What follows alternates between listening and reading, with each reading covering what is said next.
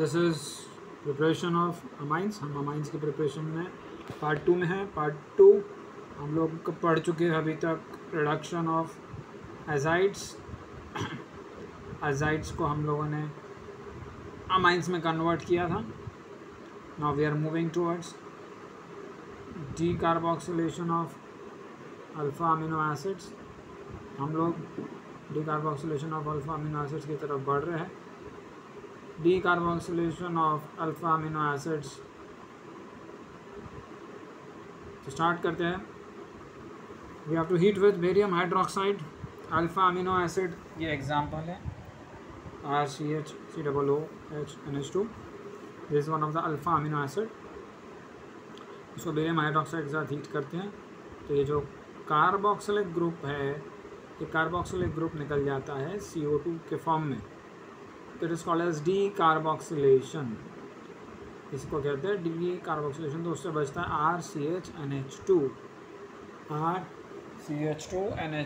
Simply by heating alpha amino acids in presence of barium hydroxide we get primary amine. Sometimes in some question हम लोग इस method को देखते हैं but not so frequently. For selected high level questions this information is good. कुछ selected high level questions के लिए ठीक है। नेक्स्ट वाले की तरफ बढ़ते हैं। This is more important one, Hofmann's degradation of acid amide और हॉफमैन ब्रोमोमाइड रिएक्शन। ये जो है हमारा हॉफमैन ब्रोमोमाइड रिएक्शन या ब्रोमोमाइड रिएक्शन इसको बोलते हैं। इसमें हम लोग स्टार्ट करते हैं विथ प्राइमरी एसिड अमाइड्स या primary amides which contain up to 7 carbon atoms.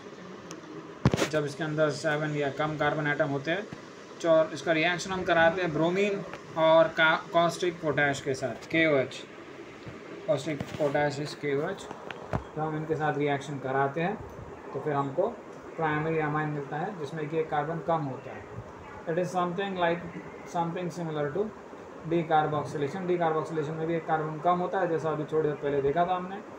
यहाँ पर CH3CONH2 जो ये अमाइड है, specifically this is acetamide.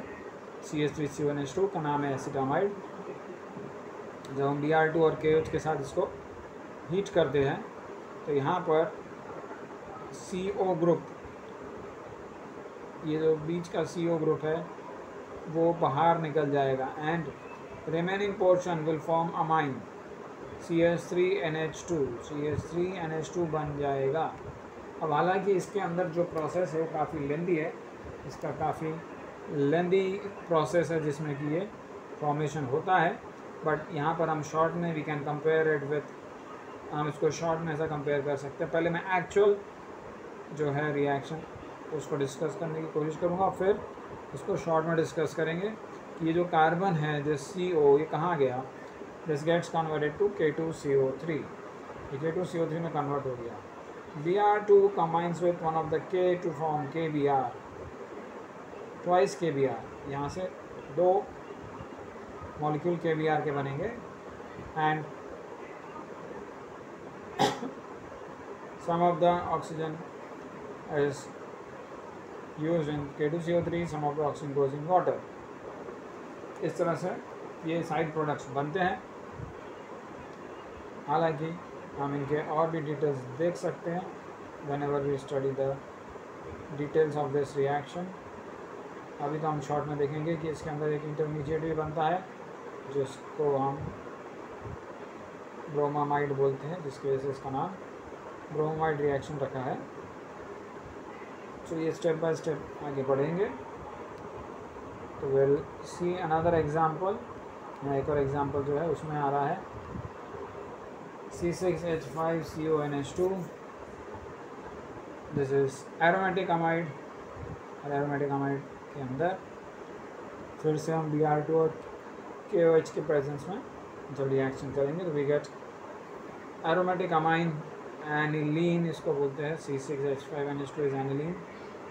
Again same side products K2CO3 KBrNH2O। अब अगर और हाई लेवल के केस की तरफ जाना है तो there is a side point that amides with more than 7 carbon gives alkyl cyanides. इसी रिएक्शन में अगर ज़्यादा कार्बन रहेंगे तो will get alkyl cyanides and not amine. अब इसमें जो मैकेनिज्म है उसको शॉर्ट में डिस्कस करते हैं। जो Br2 है ये जाके पहले अमाइड के साथ एक इंटरमीडिएट कंपाउंड बनाता है, उसका नाम है bromamide, amide plus bromine, it becomes bromamide. फिर KOH के जो 4 मॉलिक्यूल्स रहते हैं 1 बाय 1 जाके इन हैलोजेंस को भी सब्स्टिट्यूट करते हैं और उसके बाद NH2 को भी आउट करते हैं एंड उसमें थोड़ा रीअरेंजमेंट भी होता है नेक्स्ट स्टेप पे and all this things leads to formation of removal of CO and also formation of amine.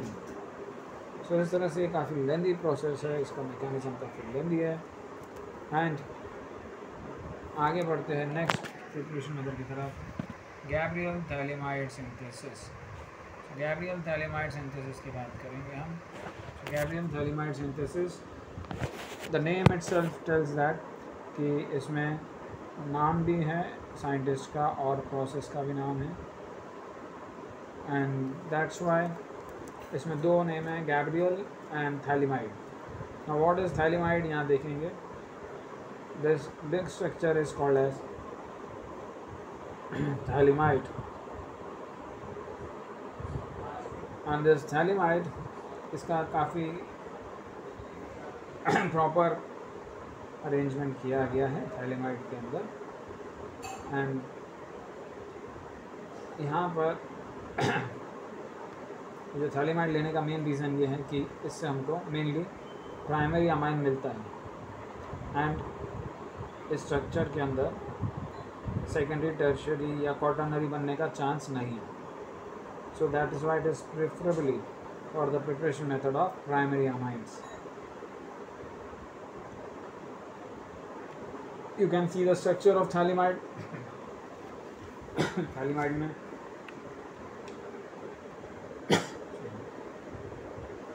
Benzene ring है, 2 CO ग्रुप्स है एंड कॉमन NH ग्रुप है and this comes from phthalic acid. तो phthalic acid से आता है, जो उसके नीचे स्ट्रक्चर है। You can see the structure of phthalic acid. Phthalic acid is dicarboxylic acid, 1,2 dicarboxylic acid on benzene, aromatic dicarboxylic acid है थैलिक एसिड। अब उसी का थैलिक एसिड से ही थैलेमाइड बनता है और थैलेमाइड से ही वापस थैलिक एसिड बनता है। और phthalic acid is considered to the side product इस रिएक्शन में, क्योंकि हमारा जो मेन प्रोडक्ट है वो अमाइन है। एंड यहाँ पर शुरुआत कैसे होती है, this reaction starts from phthalimide, उसमें अल्कोहलिक KOH का यूज़ किया गया एंड अल्कोहलिक KOH क्या करता है, सबसे पहले इस NH के H को सब्स्टिट्यूट कर देता है, रिप्लेस कर देता है विथ K एंड यहाँ पर बन जाता है NK। अब NK जो बनने के बाद N पे आ जाता है माइनस चार्ज और K पे आता है प्लस चार्ज।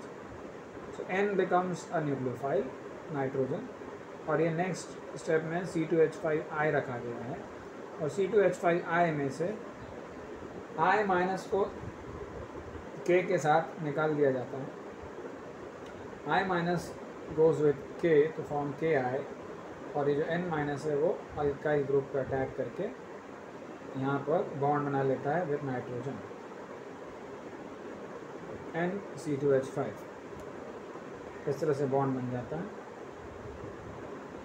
एंड देन उसके बाद this is called as N-ethyl thaliamide।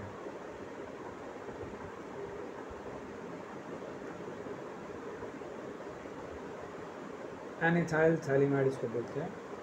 उसका हाइड्रोलिसिस करते हैं नेक्स्ट स्टेप पे। नेक्स्ट स्टेप पे हाइड्रोलिसिस करने के बाद ये यहाँ से इसके बॉन्ड्स ब्रेक होने वाले। बॉन्ड्स ब्रेक होने के बाद CO को मिलेगा OH और नाइट्रोजन को मिलेगा H2। This will become ethylamine and this will become carboxylic acid। इसमें लास्ट स्टेप में जो हाइड्रोलिसिस किया गया है इसकी जगह we have one more option. इसको ब्रेक करने के लिए we can use instead of hydrolysis. Hydrolysis मतलब इसको हमने अभी वाटर की हेल्प से ब्रेक किया है, बट इसकी जगह we have one more option called as hydrogenolysis. Hydrogenolysis क्या होता है कि लास्ट स्टेप पे जो हमने वाटर यूज़ किया था इस प्रोसेस में, वो वाटर की जगह will take some other compound that is hydrazine. जो हमारा लास्ट स्टेप था उसमें हम हाइड्राजीन यूज़ करेंगे टू ब्रेक दिस थैलिमाइड, और ये हाइड्राजीन जाके थैलिमाइड को इस तरह से ब्रेक करता है कि we get primary amine as one of the product, और जो CO था थैलिमाइड का जो बेंजीन वाला पार्ट था उसमें हाइड्रोजन जाके दोनों बॉन्ड बना लेता है with CO। As a result वहाँ एक रिंग और बन जाता है, एंड उस रिंग में again there are 6 members with 2 nitrogen. उसका नाम है phthalic hydrazide, phthalic hydrazide. But इसमें भी एक साइड पॉइंट ये है कि इस मेथड से we can not prepare aromatic primary amines, because aromatic is quite bulky, उनका स्ट्रक्चर काफ़ी बल्की होता है। तो this is one of the reason, and second reason is कि उनका जो बॉन्ड होता है वो ब्रेक करना इंटरमीडिएट्स में और स्टेबल नहीं होता, इट्स वेरी डिफिकल्ट। एरोमेटिक बीच में जो हैलोजन कंटेनिंग हमने ग्रुप लिया था सेकेंड स्टेप पे, वहाँ पर वो बॉन्ड ब्रेक करना हैलोजन का, it is difficult in case of primary group, sorry it is difficult in case of aromatic group. तो इसलिए एरोमेटिक में यहाँ पर this method is not suitable. Next is Curtius degradation और कर्टियस रीअरेंजमेंट। ये भी एक एडिशनल पॉइंट है, थोड़ा हाई लेवल का है, एक्स्ट्रा पॉइंट है for some high level question. If we take acyl azide obtained from the reaction of carboxylic acid and sodium azide, अगर हम एसाइल एजाइड लेते हैं, थोड़ा कैसे बनता है यहाँ पर स्टेप्स दिया है। ये कार्बोक्सिलिक एसिड है, इस कार्बोक्सिलिक एसिड को हमने SOCl2 से रिएक्ट कराया तो RCOCl बन गया, and this RCOCl then when react with NaN3 that is sodium azide, तो फिर ये Cl सब्स्टिट्यूट होके अजाइड ग्रुप लग जाएगा which is RCON3, and then इस N3 अजाइड जो बना है इसका हम डिग्रेडेशन और रीअरेंजमेंट करते हैं, और इसमें भी एक बड़ा सा इंटरमीडिएट बनता है विच इज़ आइसोसाइनेट, और उस आइसोसाइनेट का हाइड्रोलिसिस होता है, and the steps of this are like this.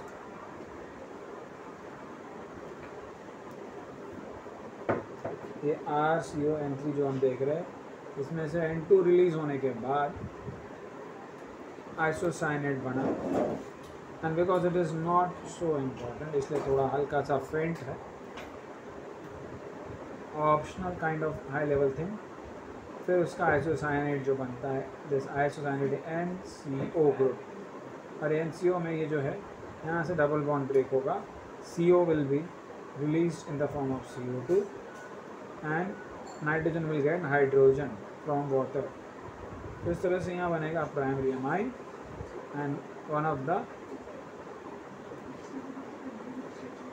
Carbon is gone into CO2। तो पहले नाइट्रोजन निकलेगा अजाइड से, फिर कार्बन में निकल जाएगा like this will break to give amines with 1 carbon less from the beginning.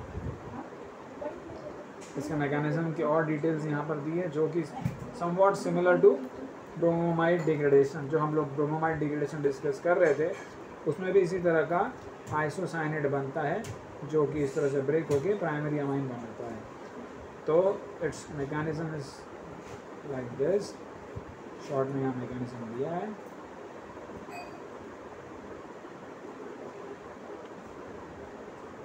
इस मैकेनिज्म को हम देखेंगे, even though it is little difficult, थोड़ा हम हाई लेवल का है, ये सोच के थोड़ा सा इसको समझने की कोशिश करेंगे कि पहले स्टेप में कैसे N2 ब्रेक हुआ, देन फिर N2 ब्रेक होने के बाद जो इंटरमीडिएट बना वो भी एक अनस्टेबल है। जो बीच में इंटरमीडिएट बनता है जिसमें नाइट्रोजन के पास 2 लोन पेयर दिखाए गए हैं, that is called as nitrene, उसको नाइट्रीन बोला जाता है। And this nitrene is unstable, तो अल्काइल ग्रुप शिफ्ट होता है टूवर्ड्स नाइट्रोजन, तो इसको 1,2 अल्काइल शिफ्ट भी बोला जाता है। एंड 1,2 अल्काइल शिफ्ट होने के बाद वी गेट आइसोसाइनेट, जो अभी हम ऊपर डिस्कस कर रहे थे, ये उसकी और ज़्यादा डिटेल्स आ गई। और ये आइसोसाइनेट फिर यहाँ से नाइट्रोजन और कार्बन के डबल बॉन्ड को ब्रेक करता है with the help of water और hydrolysis.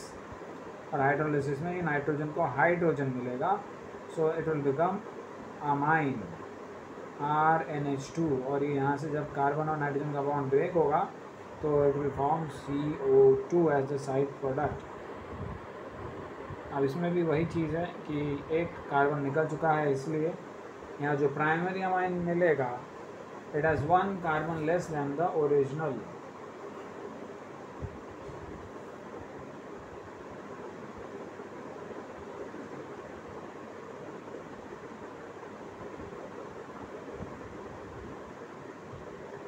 Next we'll move to Schmidt's reaction or Schmidt's rearrangement, again of little higher level.